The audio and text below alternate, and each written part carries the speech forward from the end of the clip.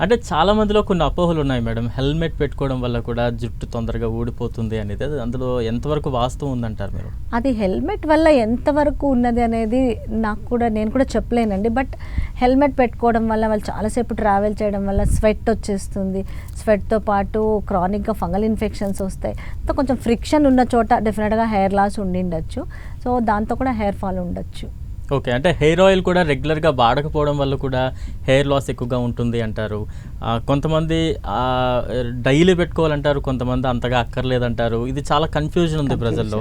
ఏంటి, ఎలా ఫాలో అవ్వాలంటారు? ఒకవేళ పెట్టుకుంటే నైట్ టైం పెట్టుకోవాలంటారా, లేకపోతే వీక్లీ ఇన్ని డేస్ పెట్టుకుంటే సరిపోద్ది అంటారా? ఏం చెప్తారు మీరు? అంటే హెయిర్ ఆయిల్కి హెయిర్ ఫాల్కి ఏం సంబంధం లేదు.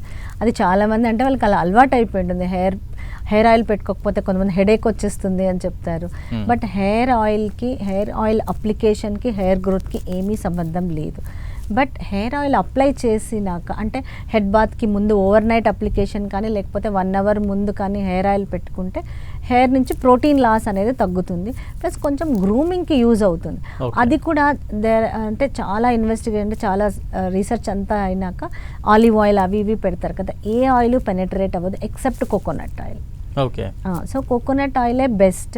అది కూడా 1 hour before hair wash apply చేసుకుంటే సరిపోతుంది. అంటే ఈ మధ్య మనం ఎక్కువగా చూస్తూ ఉన్నాం, సోషల్ మీడియాలో కావచ్చు, ఎక్కువగా ప్రచారం జరుగుతూ ఉంది. కొన్ని రకాలైనటువంటి మూలికలతో కలిగిన ఆయిల్ పెట్టుకుంటే హెయిర్ లాస్ మొత్తం పోతుంది, కొత్త హెయిర్ వస్తుంది, లేదంటే పెద్ద లాంగ్ హెయిర్ రెడీ అవుతుంది అంటూ కూడా కొన్ని ఎక్కువగా వస్తున్నాయి. ఆదివాసి ఈ టైప్ ఆఫ్ నేమ్స్తో. అది ఎంతవరకు నిజం అంటారు? వీ వోంట్ బిలీవ్ అండి అవన్నీ. ఎందుకంటే ఇంత రీసెర్చ్ చేసి ఇంత మెడిసిన్స్ ఇస్తున్నా కూడా 100% మనం చెప్పలేం కదా ఎవరికి ఎలా వస్తుంది అని. సో నేనైతే అవన్నీ కూడా ఐ డోంట్. ఓకే. చాలా మందిలో కొన్ని అపోహలు ఉన్నాయి మేడం. అంటే ఎక్కువ సార్లు గుండు చేయించుకుంటే కొత్తగా హెయిర్ గ్రోత్ అవుతూ ఉంటుంది, హెయిర్ లాస్ తగ్గుతూ ఉంటుంది. మరోవైపు ఉంగరాల జుట్టు ఉన్న వాళ్ళకి హెయిర్ లాస్ అనేది ఎప్పటికీ ఉండదు అనేది కొన్ని ప్రజల్లో బాగా ప్రాచుర్యం ఉంది. అది ఎంతవరకు వాస్తవం? అవన్నీ అపోహలే అండి.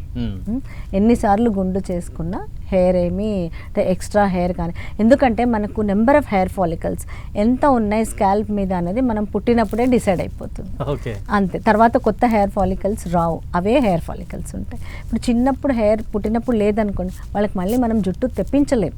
ఏదన్నా చేయండి, హెయిర్ ట్రాన్స్ప్లాంట్ ఎక్కడి నుంచైనా బాడీ హెయిర్ తీసి హెయిర్ ట్రాన్స్ప్లాంట్ చేయాల్సిందే, కానీ ఆ హెయిర్లో మనం ఇలాంటి ట్రీట్మెంట్స్ ఇచ్చి హెయిర్ని మళ్ళీ తెప్పించలేము.